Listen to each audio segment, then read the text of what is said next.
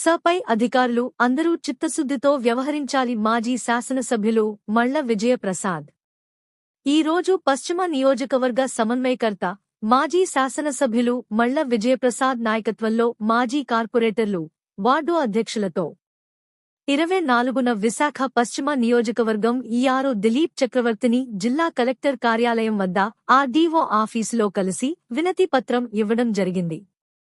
పశ్చిమ నియోజకవర్గం లక్షల వేల ఓటర్లు ఉండగా ఈ రోజు వరకు 2,06,340 ఓటర్లకు ఈఎఫ్లు పంపిణీ చేసినట్లు చూపిస్తున్నారు. మా బిఎల్ఎలు ఇచ్చిన సమాచారం ప్రకారం 1,00,000 పై ఈఎఫ్లు పంపిణీ చేసినట్లు సమాచారం ఉంది. మరి ఏ విధంగా టెక్నికల్గా లక్షల వేల పంపిణీ చేసినట్లు చూపిస్తున్నారు అని ఈఆర్ఓని అడగడం జరిగింది. ఇప్పుడు వరకు 1,00,000 ఓట్లు ఆన్లైన్ చేశారు. అందులో ఎంతమందికి అక్నాలెడ్జ్‌మెంట్ ఇచ్చారు?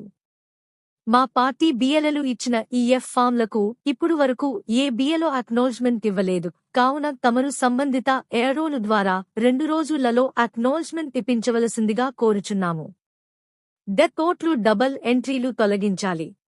మా నియోజకవర్గంలో నివాసం లేని వారికి మరియు ఇతర జిల్లాలో ఉంటూ ఇక్కడ, అక్కడ ఓట్లు ఉన్నవారు పై ప్రత్యేక దృష్టి పెట్టాలని కోరుచున్నాము. పై 4 పాయింట్ల మీద ఈఆర్ఓ దృష్టికి తీసుకెళ్లడం జరిగింది. ఈ కార్యక్రమంలో మాజీ కార్పొరేటర్లు బల్లా లక్ష్మణ్ రావు, గుండపు నాగేశ్వరరావు, వార్డ్ అధ్యక్షులు పిలక రామ్ మోహన్ రెడ్డి, యలగాడ రాజు, బెసెట్టి గణేష్, పిన్నింటి అప్పలరాజు, జిఎల్వి నరేష్, పార్టీ పరిశీలకులు పిల్లా ఆనంద్, నియోజకవర్గ బూత్ అధ్యక్షులు యల్లపు వెంకటేశ్వరరావు తదితరులు పాల్గొన్నారు.